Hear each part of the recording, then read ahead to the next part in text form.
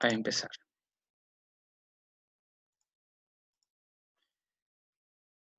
Bueno, vamos a ir avanzando hasta donde habíamos quedado. Ya estamos viendo la parte metodológica de una investigación de mercado, tal vez la parte con mayor preponderancia, digámosle, en el sentido de que nos va a ayudar a tener rigurosidad y tener pasos metodológicos que nos ayuden a poder tener una investigación seria. ¿Ya? Por eso es que se llama el tema de los métodos, ¿no? Los métodos, para eso que sigue una serie de pasos que nos va a ayudar a poder encontrar el objetivo que buscamos como investigación de mercado. ¿Ya? Bien, veíamos los métodos cualitativos, ya técnicas, y ahora vamos a empezar a ver los cuantitativos que ustedes ya vieron en estadística 1 y 2, ya, y que vamos a recordar. Nosotros aquí vemos ya un flujo, en realidad, de todo lo que vamos a empezar a ver a partir de estas láminas. ¿Ya? Entonces, este flujo nos va a ayudar a ver desde el punto de vista cuantitativo que tenemos que ver la selección, el tipo de encuesta que vamos a hacer, el plan de muestreo, que de alguna forma vamos a profundizar, que ya lo vieron de alguna forma, ustedes me dirán de estadística, el diseño cuestionario que vamos a hacer, vamos a plantear, y el trabajo de campo, ¿no? Que es la recogida de información para poder tener las herramientas, las bases, el insumo, la materia prima, que nos va a ayudar a poder encontrar o conseguir esos objetivos generales y específicos que ustedes van a plantear en su trabajo de investigación. ¿Ya? Ahí están los tipos de métodos, ¿ya? De encuestas. Ya hay la encuesta personal, directa, la telefónica y las autoadministradas y en línea. Entonces se puede realizar este tipo de encuestas. Miren, la personal es cara a cara, la telefónica normalmente puede ser llevada a cabo por una persona o por una operadora o una máquina o un programa. Pueden ser autoadministradas, es decir, donde usted envía y la persona que recibe el cuestionario administra a través de algún medio de comunicación. Usted prefiere, por eso dice autoadministrada, que no necesariamente puede estar presente el encuestador. En línea ustedes ven por correo electrónico, internet, no sé si por Zoom, ¿ya? Entonces se puede hacer diferentes tipos por internet. Pero veamos cada una de las características y ventajas que tiene ya estas herramientas. ¿Ya? Por ejemplo, la encuesta personal, ¿qué ventajas tiene? Veamos, ¿no? Lo que hemos visto o han visto en estadística. Es flexible, ¿no? Ya que el entrevistador puede guiar la conversación, ¿no? Porque está presente. Pedir al entrevistado que explique mejor si la respuesta no es satisfactoria, no es clara, ya se puede uno involucrar en el sentido de la guía que le puede ser para las personas que usted encueste. Proporciona más información que ningún otro método, por eso que la mayoría y todas las investigaciones solo son métodos cuantitativos y la encuesta, que no es la única, que ya hemos aprendido, que vamos a hacer 2 técnicas mínimas para nuestra investigación. Se puede combinar con la observación, ya, es decir, veíamos qué es la observación desde el punto de vista de la etnografía, es una técnica cualitativa muy interesante, y se puede utilizar material gráfico y muestras que permitan al entrevistado captar mejor las ideas. ¿Ya? Entonces, esa es una de las grandes ventajas que tiene la encuesta personal. Pero ¿cuáles son las desventajas? Mire, resulta muy caro, costoso en el sentido no solamente de lo económico, sino costoso en el tema de tiempo, costoso en el tema de la distribución logística de las personas, los supervisores. ¿Ya? Entonces, desde ese punto de vista es costoso no solamente lo económico, por si acaso, ¿no? Es relativamente lento y requiere una gran cantidad de personas. ¿Ya? Entonces, esas son las grandes dificultades y desventajas que aún así, teniendo desventajas, es una de las que más se ocupa para realizar encuestas, ¿ya? Pero no la única.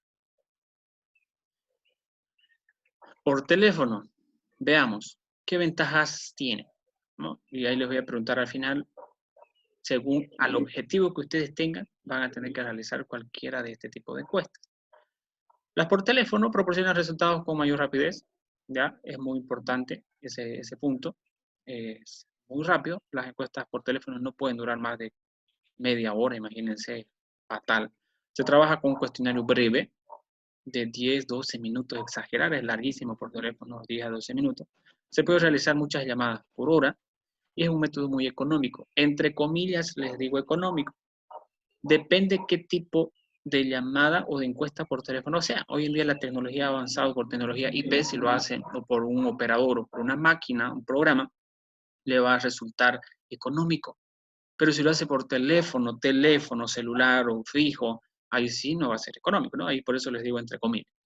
Desventajas, solo se puede entrevistar a la persona que usted tiene el teléfono, a nadie más. Nunca se sabe si realmente si la persona que se desea entrevistar es la que contesta el teléfono, no sé que haga una videollamada, no sabe si realmente es esa persona que usted está buscando, si es de su público objetivo.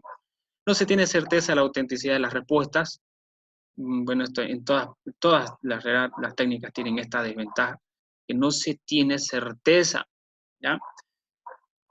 Encuestas por correo, estas encuestas, les decía, no es la encuesta electrónicamente ni por internet, sino es la encuesta por correo tradicional. Ya en nuestro país, por supuesto que no funcionaría porque hay muchas desventajas en el tema político, administrativo y gubernamental y burocracia, cosa que ahí no funcionaría pues para nada conveniente para las empresas. Me imagino que nunca nadie en nuestra historia de nuestro país haya hecho a alguien encuestas por correo, porque sí que sería devastador, ¿no? Eh, Miren, veamos ahora las ventajas que tiene. Ya veamos las ventajas que tiene. ¿Qué ventajas tiene?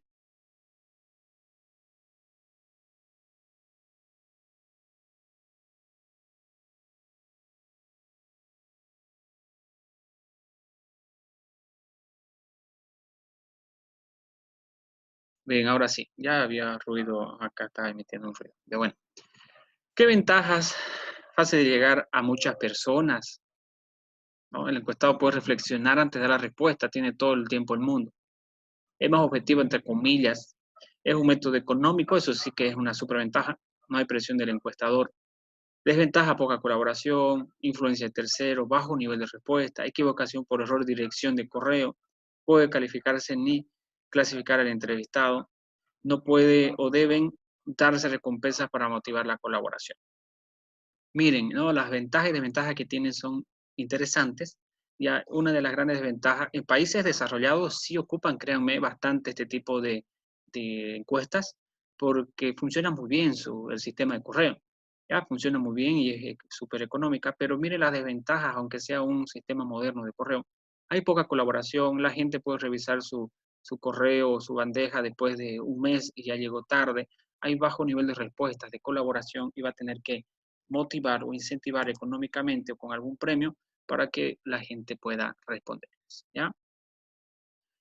Los paneles, es tipo auditorías que se pueden hacer los paneles, ya es la obtención regular de información de un grupo de personas previamente seleccionadas en la muestra y que han aceptado realizar un trabajo.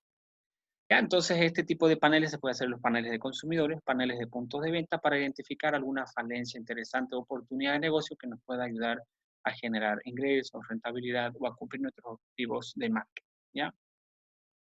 Veamos ahora en qué consisten estos estudios longitudinales. Cuando se habla de estudios longitudinales es una encuesta normal, ¿ya? Es una encuesta normal, pero la única diferencia es que usted le va a hacer seguimiento en el periodo de tiempo que usted vea conveniente. Es decir, usted hace una encuesta en marzo, hoy, en este día, de aquí en 2 meses hace otra encuesta, de aquí otros 2 meses y otra, y le hace seguimiento al comportamiento, a la evolución, dependiendo del objetivo de su investigación. ¿Ya? Entonces, eso después es el longitudinal. ¿Ya? Entonces, ahí está la diferencia de una encuesta tradicional. En esta sí se encarga de medir la evolución de los individuos, del grupo que usted ha identificado para hacer su encuesta, a ver cómo ha ido evolucionando el comportamiento de esas personas, ¿ya? Dependiendo por eso los objetivos de su investigación. ¿Ya? Entonces, esa es la diferencia con los estudios longitudinales. Veamos ahora las secciones que tiene un cuestionario. Miren, ya un cuestionario ya sabemos que es el instrumento de la encuesta y que no hay que confundir nunca cuestionario con encuesta. ¿Ve? Entonces, normalmente lo utilizan como sinónimo, pero no es así. La encuesta es la técnica y el cuestionario es el instrumento que va a servir para llevar a cabo una encuesta. ¿Ve?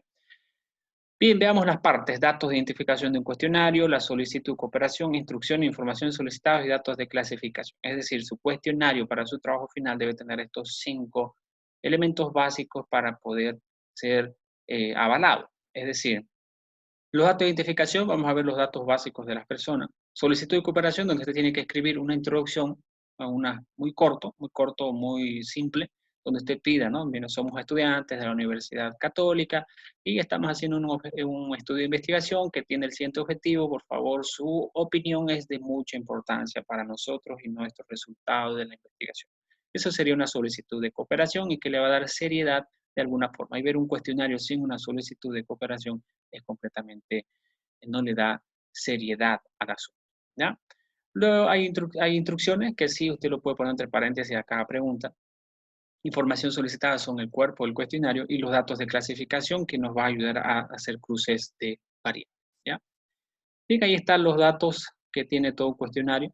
Nombre, dirección, puede tener los números telefónicos que normalmente casi no se hace, dependiendo del estudio. Para hacer estudios longitudinales vamos a pedir número de teléfono, correo electrónico, pero normalmente cuando no es un estudio longitudinal no necesita tener número, dirección ni correo electrónico. Ya, entonces puede poner nombre del que entrevista, nombre del supervisor para darle seriedad al asunto. ¿A ver?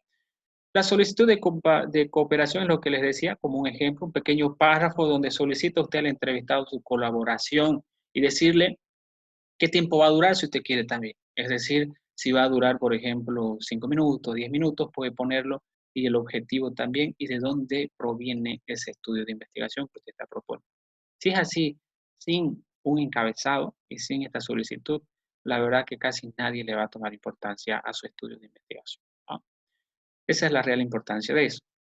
Las instrucciones es una especie de manual, ¿no? Cuando usted lo va a hacer autoadministrado y lo va a enviar por correo electrónico, o lo va a enviar un link con Google Form, que lo puede hacer también, ¿ya? Y después exportarlo un Excel o un SPS, entonces en este sentido, usted tendría que mandar una especie de manual para que la gente pueda responder a cabalidad lo que usted está proponiendo. ¿Por qué? Porque no va a tener las mismas condiciones que cuando usted lo hace cara a cara con esa persona. Puede usted explicar al entrevistador el objetivo que tiene su trabajo de investigación para la recolección de información, tomarse su tiempo en explicarle para que le tome la seriedad del caso que corresponde. Entonces, eso es muy importante, ¿ya?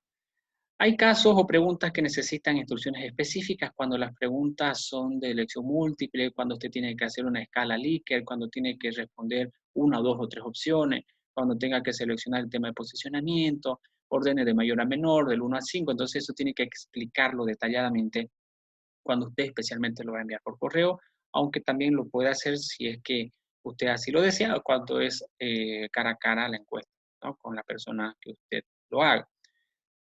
Cuando se realiza una encuesta por correo, es imprescindible enviar adjunto al cuestionario este manual, ¿no? Entonces, lo que les decía, si lo va a enviar por correo, por WhatsApp, por algún otro medio electrónico, usted debe adjuntar un manual de instrucciones para que la gente pueda hacerlo bien el cuestionario, o llenarlo por lo menos y no haya sesgo, no haya equivocación. Después no nos sirve, ¿no?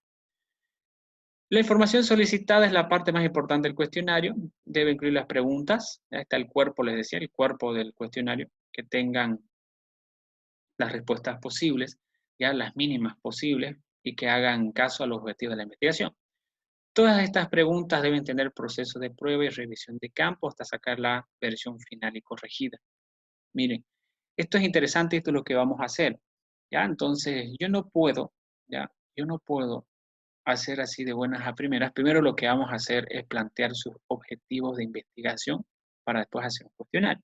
Yo no puedo hacer un cuestionario, jóvenes, ¿ya? O tener un cuestionario si usted me dice, mire, está bien mi cuestionario, si no me muestran sus objetivos de investigación.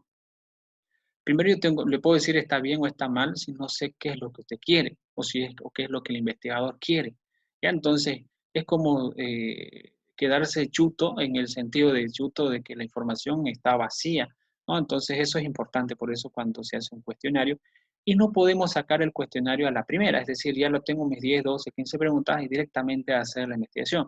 Hay que hacer un pretest, una prueba, ya un simulacro, si ustedes quieren, ya en este sentido, ya una prueba piloto, ya de preguntar a 3, 4, 5 personas para ver cómo responden a esas preguntas Y me van a decir, mire, de las 10 personas que encuesté para hacer mi prueba piloto, que se llama, que es el nombre adecuado decirlo, ¿ya? Mi prueba piloto resulta que la pregunta, de las 12 preguntas, la 3, la 4 y la 5 no le entendieron o respondieron otra opción que no tengo en mi categoría.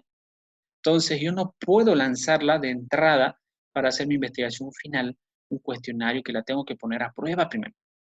Entonces, eso van a hacer ustedes. Por eso, cuando me muestren sus objetivos de investigación, ahí vamos a ver cómo están planteados, cómo están desarrolladas sus preguntas, y después vamos a hacer la prueba piloto a unas 5 o 15 personas, y ahí para ver cómo reciben las preguntas y la interpretación que tengan estas personas. ¿Ya? Entonces, eso es muy, muy importante. ¿Ya? Los datos de identificación o clasificación, nosotros esto nos va a ayudar a hacer los cruces de información. Edad, género, nivel socioeconómico y filtros, ¿no? Que nos va a permitir identificar un perfil de las personas que yo voy a poder. Y aquí puedo poner más datos, ¿no? Datos muy importantes como, ahí está, ¿no? Estos son los que nos va a permitir nivel socioeconómico, depende de mi investigación, ¿no? Depende de mi investigación, por ejemplo, si voy a buscar por empresa, ¿no? ¿Qué rubro de empresas pertenece?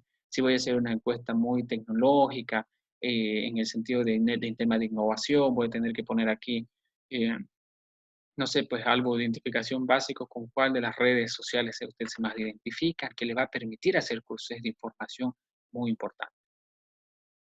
Pasos para elaborar un cuestionario, ya, y están esos 7 pasos, y está lo que les mencionaba, perdón, las consideraciones preliminares, es decir, bosquejo de las preguntas, decidir sobre el contenido de preguntas, el formato, redacción, secuencia, características de cada pregunta y la prueba, revisión y versión final, es decir, la prueba piloto para que yo pueda ver si hay errores o si la gente entiende o no entiende las preguntas. ¿Ya? Miren los tipos de preguntas que hay. Aquí vamos a analizarlas una por una, porque la verdad que eso me interesa bastante para su aplicación, no tanto para la teoría, sino para su aplicación. Hay preguntas abiertas, donde usted, el entrevistado, le pide su opinión libre sin ningún tipo de influencia. ¿Lo ve? Usted no le va a poner opciones. Ejemplo, ¿por qué prefiere consumir leche fluida, leche en polvo, leche líquida, leche blanca, leche chocolatada? ¿Ya? Entonces, y lo deja abierto. La dificultad en este tipo de preguntas cuando usted lo tabula es un poquito complicado hacerlo. No difícil, no imposible, pero cuesta más al momento de la tabulación y lo que sí se puede hacer en cualquier formato o software estadístico. Sí se puede tabular preguntas de opción abierta. ¿Ya? Entonces hay que codificar a cada una de las respuestas y normalmente se hace preguntas donde las respuestas sean de respuesta corta. No puedo decir que pongan 100 palabras, imagínense eso, sí que sería una locura total. ¿Ya? ¿Qué ventajas tiene? Proporcionan nuevas ideas que me pueden dar para profundizar y lograr esta profundización.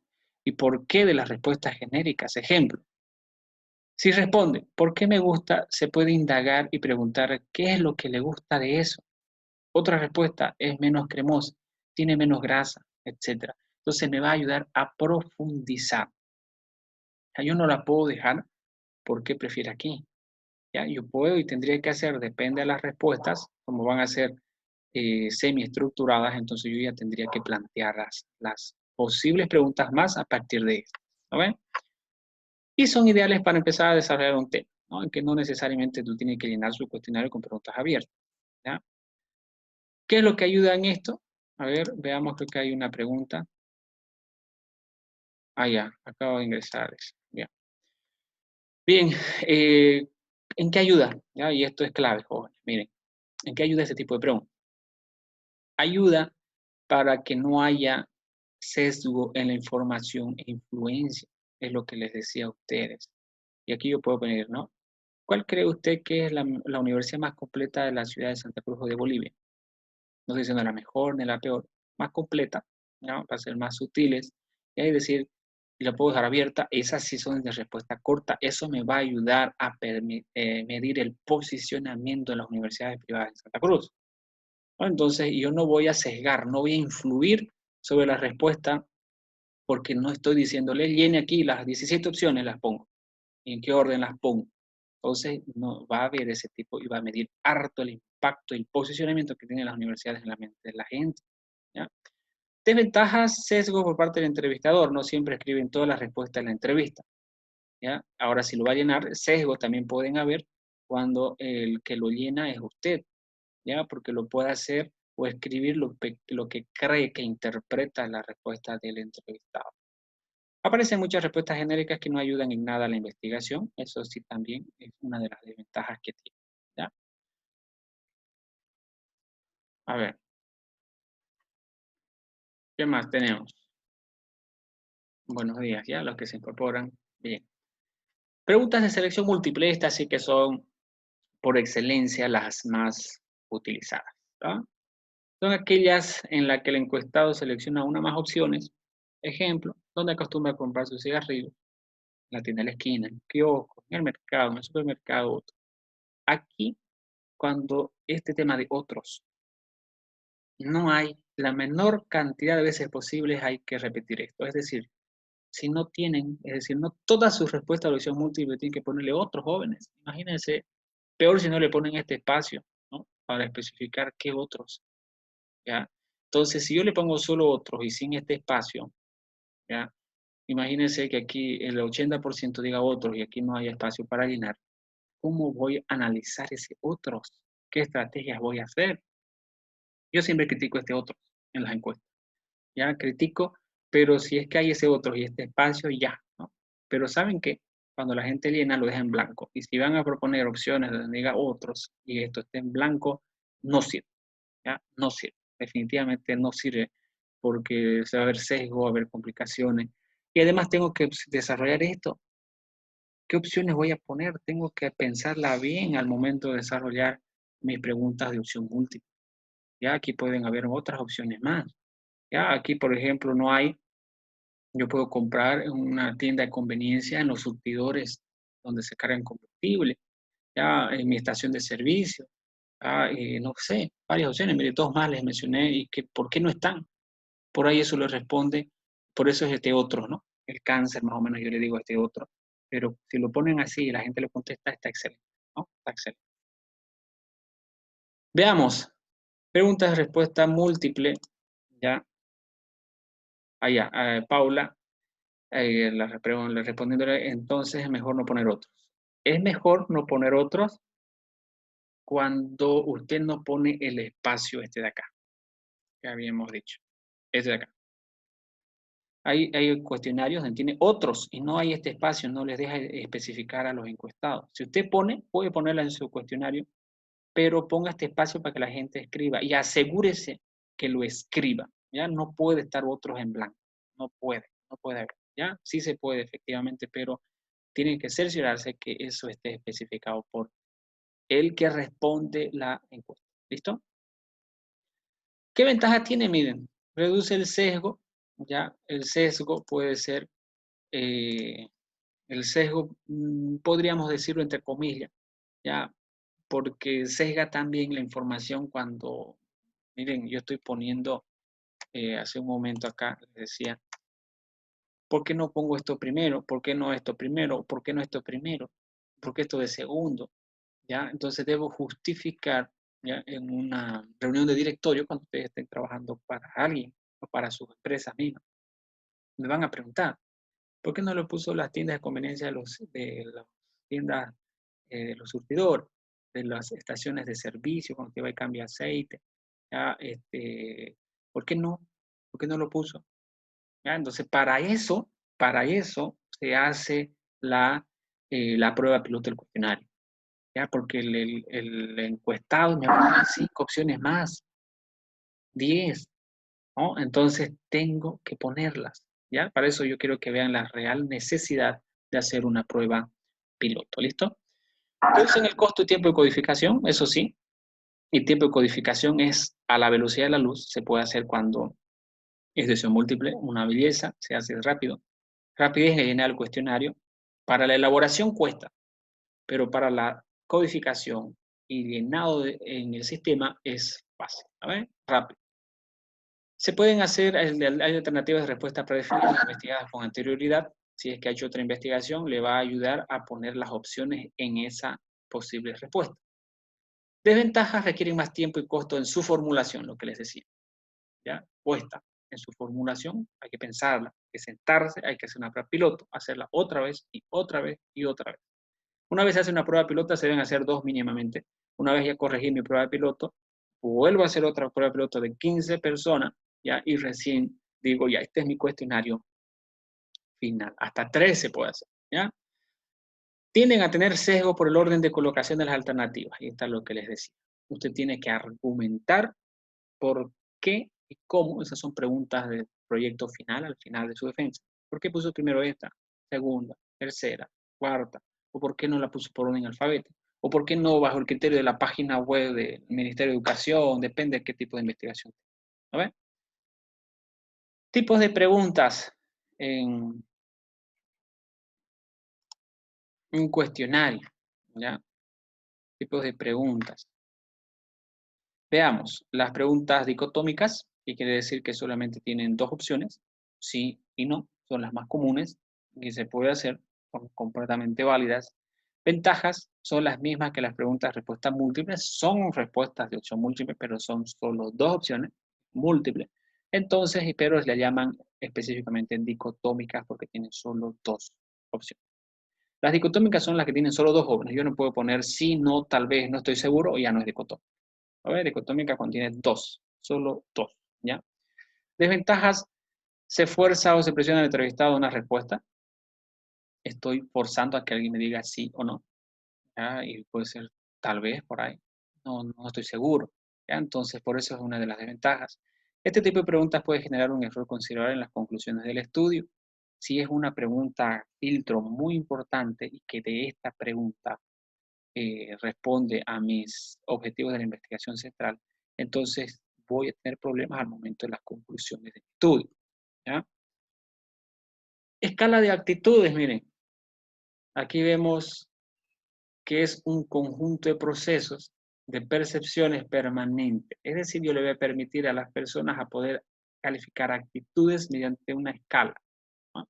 Me va a ayudar a medir el tema de la actitud cognitiva, afectivo y el comportamiento de las personas, cómo compran, gustos y preferencias, comprensión de las personas.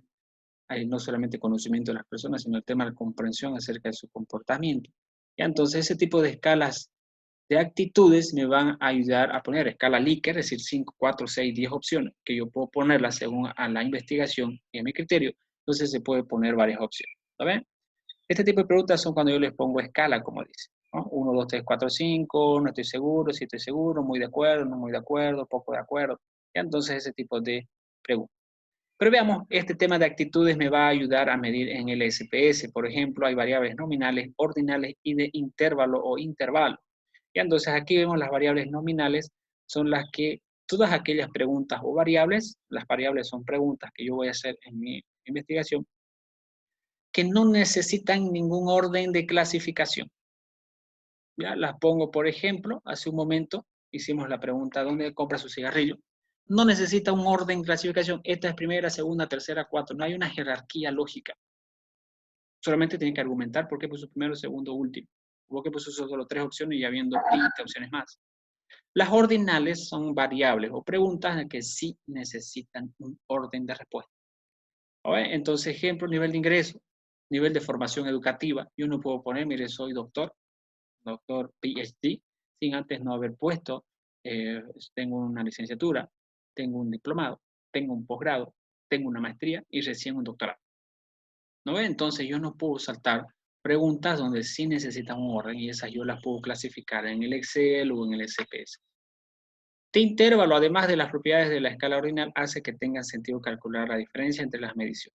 ¿Ya? Entonces, cuando yo pongo 2 rangos, no sé, un rango, la temperatura de una persona, el sobrepeso respecto a un parámetro de comparación, ya que me va a ayudar y a veces tiene su desventaja este tipo de variables.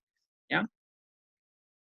Bien, aquí tenemos algunas de ellas, miren, ¿no? Ahí está el diferencial semántico, es una escala bipolar que capta las actitudes o sentimientos de las personas, un poquito difícil, ¿ya? Entonces, medir un poco el tema de los sentimientos, ¿no? Pero miren, hay una que se llama diferencial semántico. La escala de Stapel, ahí vemos donde yo puedo comparar, ¿ya? según ahí vemos, ¿no? Miren, de positivo 5 a 1 y negativo de 1 a 5. ¿Ya? Y nosotros vemos claramente el comportamiento, ahí voy a subir esto, ¿ya? De un banco X con otro banco Y. Esto sirve para hacer estudios de la competencia. ¿Ya? Entonces me va a ayudar a ver cómo es el comportamiento y medirnos y compararnos con nuestra competencia directa. Esta es una de las que más se utiliza, la escala Likert, ya que normalmente tiene 5. Miren lo que les decía. ¿Ya? Ahí está, la escala Likert. Formato de escala en la que se le pide al entrevistado que indique el grado de acuerdo o desacuerdo de alguna cuestión. ¿Qué critico yo de este tipo de escalas, jóvenes? Cuando se aprovecha o se abusa de este tipo de preguntas en un cuestionario, en la encuesta, ¿qué sucede? La gente agarra cualquiera de las opciones y para no quedar bien ni por aquí ni por allá, apuntan al medio, la mayoría, de acuerdo y desacuerdo, hasta se vuelven escépticos y ponen a toditas eso, pum, pum, pum, pum, pum. Eso yo critico ese tipo de, no estoy diciendo que esté mal hacerlo por si acaso, ¿ya? Pero yo critico esa parte. Adelante. Creo que fue algo involuntario, ¿no? Yo critico eso porque aquí la gente mucho se encuadra aquí y apunta al medio.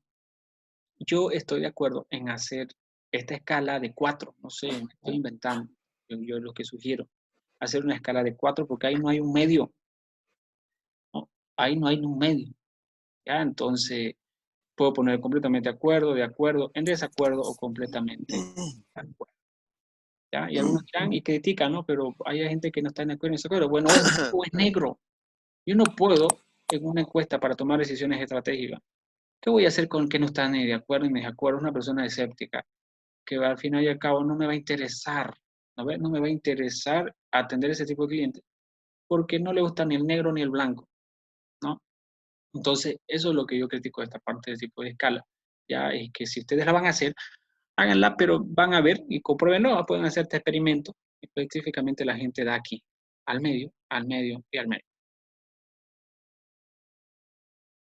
Bien, ahora sí, ya vamos a pasar a ver el tema que ustedes vieron en esta lista, ¿ya? El plan de muestreo, ¿ya? El plan de muestreo, ¿ya? Vamos a ir viendo qué tipo de métodos hay. ¿Qué es muestreo? Para empezar, ¿ya? Para empezar, ¿qué es muestreo?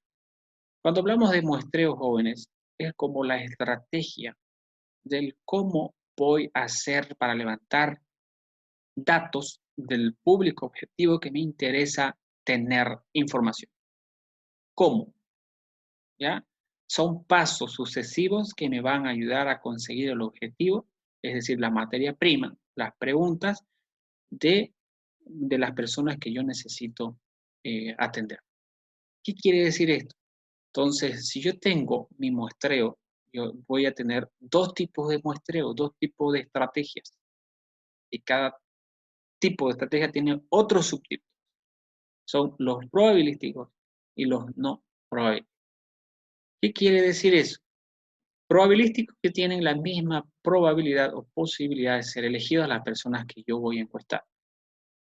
Los no probabilísticos son aquellas que no tienen la misma posibilidad de ser escogidos, seleccionados para mi investigación.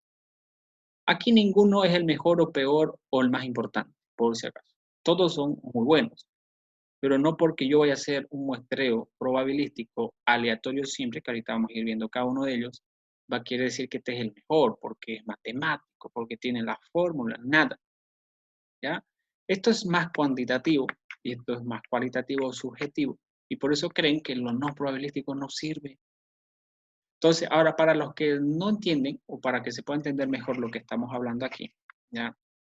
Acerca de los métodos de muestreo, se refiere al cómo, les estoy diciendo, ¿no? En palabras así muy nuestras, ¿cómo voy a hacer para encuestar? Pongamos que nuestro objetivo es buscar, por ejemplo, eh, personas, ¿ya? Voy a dar un ejemplo muy, vamos a verlo en el ejemplo de los no probabilísticos, personas que reciben remesas del exterior. Entonces, ¿qué estrategia voy a llevar a cabo de muestreo para llegar a esas personas? ¿No ve? Entonces, para eso tengo estos métodos de muestreo, ¿ya? Entonces, si yo quisiera escoger, por ejemplo, si tengo ese mi objetivo, ¿no? Voy a hacer ese tipo de estudio, voy a tener que buscarlos por área, ¿no? Conglomerados, es decir, cuando yo utilizo este tipo de muestreo probabilístico por área conglomerada, es cuando la población está muy dispersa en todo Santa Cruz, y no porque viva en el octavo anillo o en el centro de la ciudad, no, porque solo los que viven del octavo anillo para afuera reciben remesa. Eso es algo absurdo. Bueno, entonces están en toda la ciudad y el departamento, esas personas. Y no porque sea que tenga más plata o menos plata, también puedas recibir remesas, dinero del exterior.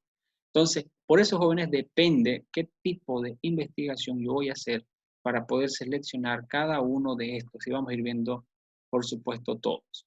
¿Ya? Vamos a ir viendo todos. ¿Hasta aquí alguna duda, jóvenes? No. Ya, si tienen dudas, escríbanla, que estoy atento, me llega notificación, escríbanla si quieren, no quieren interrumpir. Ya, yo lo veo el mensaje, escriban los que tengan dudas, ya, y yo voy leyendo sus preguntas y se las voy respondiendo, así lo hacemos mejor, ya. Veamos el proceso de muestreo. Esto vamos a ir viendo cada uno de ellos enseguida nada más, ¿ya?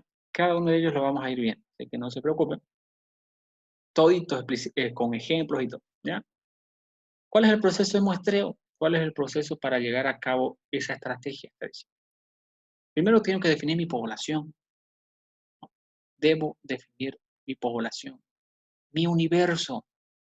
Si voy a hacer una encuesta para ver el comportamiento de la gente de la Universidad Católica, mi universo es la Universidad Católica.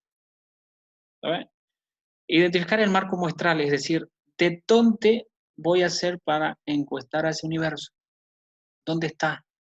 Es normalmente una lista, ¿ya? Una lista puede ser de personas, de números. Eso es marco muestral. ¿De dónde voy a levantar? ¿Dónde están esas personas? ¿Ya? Tomo una decisión del tamaño de la muestra. Aquí hay que hacer con la fórmula del tamaño de la población finita y para población infinita. ¿Ya? Entonces, aquí vamos a calcular esa fórmula que no es nada difícil, súper sencillo. Selecciona el procedimiento específico mediante el cual se determinará la muestra. ¿Ya? ¿Cómo voy a hacer para levantar?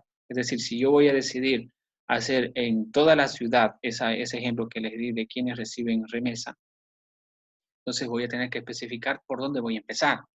Por la zona norte, sur, este, oeste, desde el centro de la ciudad hasta la periferia. ¿Cómo? Tengo que explicar todo el procedimiento. Seleccionar físicamente la muestra basándose en el procedimiento descrito en el paso 4, ¿no? Entonces ahí yo tengo que seleccionar. Pero para que me entiendan mejor, a partir de aquí de lo que vamos a ir hablando, necesitamos tener en claro todos estos conceptos básicos que tenemos a continuación para poder entender el muestreo. ¿Qué es elemento para empezar? A todo aquello que a partir de aquí llamemos elemento es la unidad acerca del cual se solicita información. Entonces, que normalmente son personas, ¿no ven? Pueden ser empresas, pueden ser negocios, ya, y no necesariamente personas, pero para poder llegar a negocios y empresas tengo que hablar necesariamente con personas. Pero no toda la vida mi elemento va a ser personas, ¿no ven? Entonces, toda unidad acerca del cual se solicita información. Está clarito. Eso es elemento hablando de estadísticamente. Unidad de muestreo son los elementos o el elemento disponible para su selección en alguna etapa del proceso. La unidad de muestreo, entonces, yo voy a tener ejemplo. Descubrí a través de los bancos y todas las empresas que reciben remesas y envían, descubrí esa información o que reciben 150.000 personas en la ciudad de Santa Cruz remesa, de todas partes del mundo. Pero no todos están disponibles, ¿no ven? Entonces, eso es la unidad de muestreo. ¿Ya? Entonces, eso tienen que tener ejemplo. Por ejemplo, ciudades de Bolivia con población de más de 1 millón de habitantes no están todos disponibles. Y voy como bajando, por ejemplo, miren, ¿no? Unidades vecinales, ya, y tengo todas las ciudades, veo las V, veo las manzanas de la UV y veo las viviendas de las manzanas o manzanos seleccionados. Entonces, así es como se desarrolla un procedimiento para levantar la información, se va de lo general a lo particular, para poder determinar esa rigurosa metodología que tienen las investigaciones, ¿ya? Ahora veamos qué es marco muestral, que ya lo habíamos anticipado. Es una lista de todas las unidades de muestreos disponibles para su selección. Lista, ¿no? Lista, disponible. ¿Ya? Entonces yo tengo que tener mi unidad de muestreo ya disponible para poder hacer las encuestas a las personas. Ahí está lista de alumnos de clase, lista de votantes, lista telefónica, listas de empresa. ¿Ya? Entonces, ojo que no todos los marcos muestrales van a ser listas, ¿no? Sino que van a ser, y yo me voy a poder guiar a través de dónde están esas personas para poder llevar a cabo la investigación o levantar los datos. Universo y población. Ya, miren. Ya habíamos mencionado también conjunto de todos los elementos definidos para el estudio de la investigación. Si voy a hacer una encuesta y voy a sacar una muestra en la Universidad Católica, mi universo es todos los estudiantes inscritos en la Universidad Católica semestre 1 2020, pero yo no voy a poder llegar a todos a no ser que haga un censo. Ya no necesito calcular ni una muestra. Si hago un censo, ahí tengo mi población, tengo que abarcarla con todo y como sea. Ahora, ahí está, miren, veamos el ejemplo. Elementos, mujeres 18 a 25 años. Ya sabemos, vamos a entrevistar a mujeres 18 a 25 años. La unidad de muestreo, todas las mujeres fumadoras de 18 a 25 años de edad. Alcance en la ciudad de Santa Cruz y el tiempo, ¿no? Todo eso es lo que tienen que especificar al momento de hacer su plan de muestreo ustedes. ¿Ya? Entonces, no es lo mismo, jóvenes, que todo el mundo se confunde con muestra, el muestreo. Entonces, estoy aclarándolo. Muestra y muestreo no es lo mismo. Muestreo le estoy diciendo que es la metodología, los pasos sucesivos para poder levantar la información que necesito.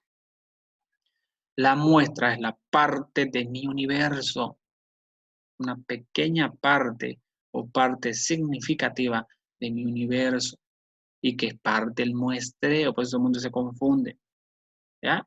No es lo mismo, ¿ya? Que es típica confusión. Ahí está lo que les decía, mire, muestra una pequeña porción representativa de nuestro universo.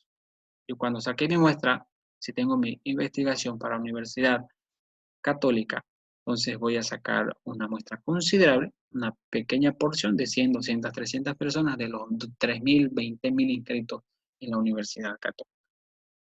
¿Ya? Entonces, normalmente, este tipo de muestras, cuando se hace un estudio, se trabaja con un error del 5% de margen de error muestral. Y un nivel de confiabilidad o confianza del 95%, que es generalmente aceptado en todo tipo de investigación. ¿Ya? Aquí el objetivo, jóvenes, no va a ser tanto ver cómo y explicar o definir cómo es el 5%, cómo lo defino, cómo lo saco, si bien hay unas tablas de distribución Z que ustedes aprendieron en estadística, la explicación de dónde sale. Entonces ya no es nuestra competencia descubrir eso. ¿Ya? Lo que sí vamos a hacer, vamos a trabajar con este tipo de margen y se los voy a explicar específicamente cuando veamos la parte numérica. ¿De dónde sale? No lo vamos a descubrir porque ya lo descubrieron otras personas.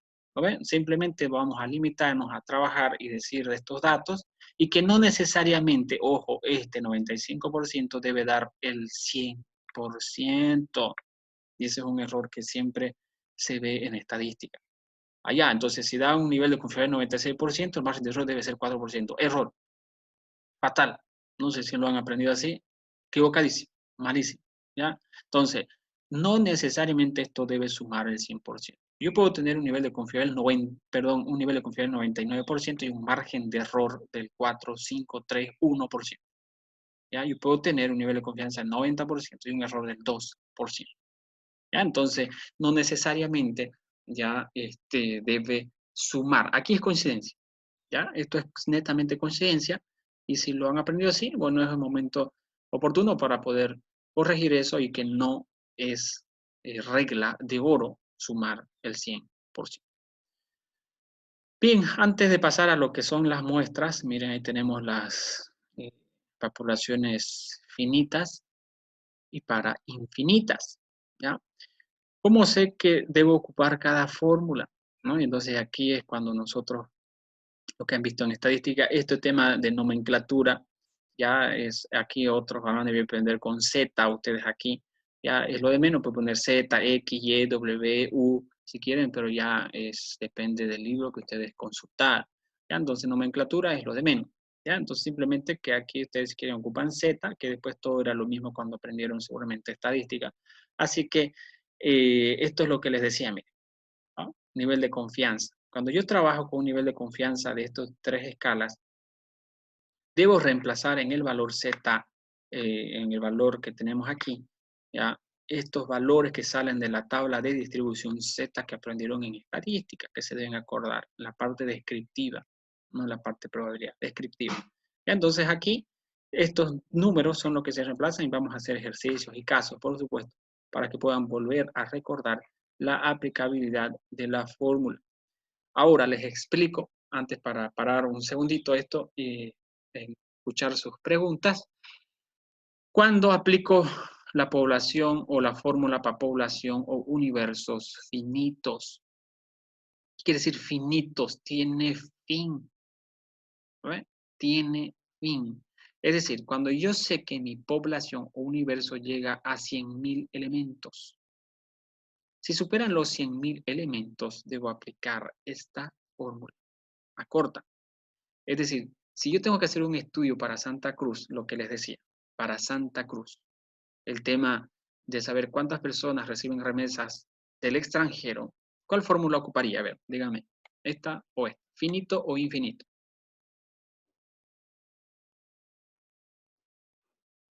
Infinito. A ver, Paula creo que quiere hablar, Paula.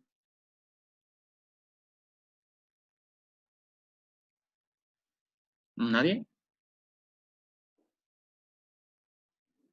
¿Cuántas personas hay pues, en Santa Cruz de la Sierra? 2 millones, creo. Ya, ahora, entonces, ¿cuál ocuparía? La infinita. Exactamente. Miren, ya sé, ya no, así ya recordamos. No me está diciendo mi población, no es necesario que le digan la población. En este caso, miren, los elementos son las personas que van a recibir remesas, pero como no sabemos que los 2 millones o 3 millones que viven, 2 millones en Santa Cruz de la Sierra, no sabemos, entonces consideramos toda la población o el universo para hacer nuestra investigación. Y como sabemos que superan los 100.000 habitantes, tengo que aplicar esta forma, ¿ya? Si me dijeran hacer un estudio para la ciudad de Valle Grande, quienes reciben remesas, ahí yo sé que superan menos de 100.000 habitantes, ¿lo ven? Entonces ahí yo voy a ocupar esta forma. Para hacer un estudio en la Universidad Católica, voy a aplicar esta fórmula, porque conozco el número y son menos de 100.000 estudiantes inscritos. El Agabriel, que superan los 100.000, ahí sí tengo que aplicar la otra, ¿no? Ya superan los 100.000 estudiantes. Entonces voy a aplicar esta forma. ¿Ya? Esto es algo muy matemático, esto es lo de menos, jóvenes, ¿ya? Porque se aplica la fórmula y sale el resultado y tenemos. Lo que me interesa, les decía, la parte de aplicabilidad y la parte de interpretación y la parte de saber qué tipo de estrategias de muestreo voy a seleccionar. ¿Ya? Entonces, y después vamos a ir viendo cada uno de los muestreos, ¿no? Los tipos de muestreo, ¿no? Y vamos a ver qué tipo, cuándo ocupamos, por qué lo ocupamos y qué tipo de estrategias podemos seleccionar. ¿Ya?